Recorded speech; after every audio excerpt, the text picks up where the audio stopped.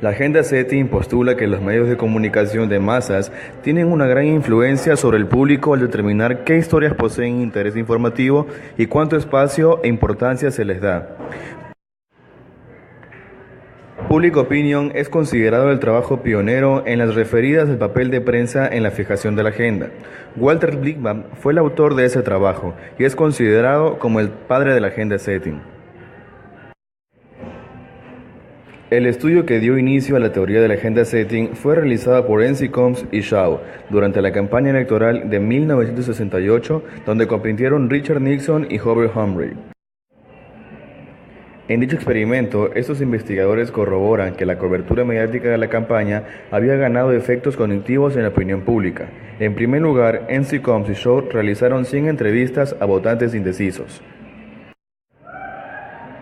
asumiendo que estas serían más susceptibles a la influencia de la información mediática durante la campaña. A estos votantes se les preguntó acerca de los 5 principales temas de preocupación. Sus respuestas permitieron medir la agenda pública. El análisis de contenido se utiliza para estudiar la cobertura noticiosa de un asunto e indagar la importancia de los temas en la agenda mediática, midiendo puntualmente la ubicación de la noticia en portada o páginas anteriores, el tamaño de la información o del título,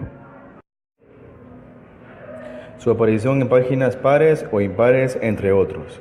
La agenda pública se analiza mediante cuestionarios o encuestas sobre la base de datos acumulados o individuales.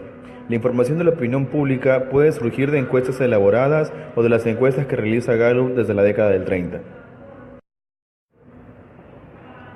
donde pregunta a los entrevistados cuál es el problema más importante que debe enfrentar el país. Se realizan cálculos estadísticos para verificar el grado de correlación existente entre ambas agendas, con el objeto de determinar si existe algún grado de influencia de una sobre otra. Hasta ahora, los trabajos realizados en este terreno han comprobado en mayor o menor medida que los medios ejercen efectos cognitivos en las audiencias y no al revés. Existen 4 acercamientos metodológicos. En los estudios de tipo 1 se mide la importancia de los temas en la opinión pública, sobre las bases de datos acumulados o individuales, y la prioridad en la agenda mediática, que pueden ser estudiados de una u otra forma.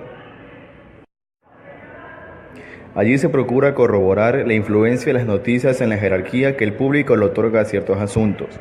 En los estudios de tipo 2 también se mide una serie de temas, pero la jerarquía que los asuntos adquieren en la agenda se correlaciona con un conjunto de respuestas dadas por cada individuo.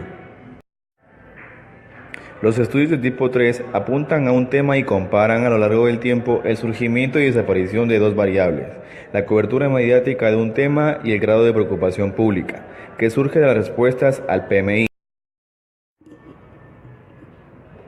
relevadas con las encuestas de Gallup. Por último, los estudios de tipo 4 relacionan las respuestas individuales con los cambios de jerarquía noticiosa de una cuestión concreta. En este marco se insertan los experimentos de laboratorio donde se evalúan en forma comparativa los niveles de prominencia individuales de un.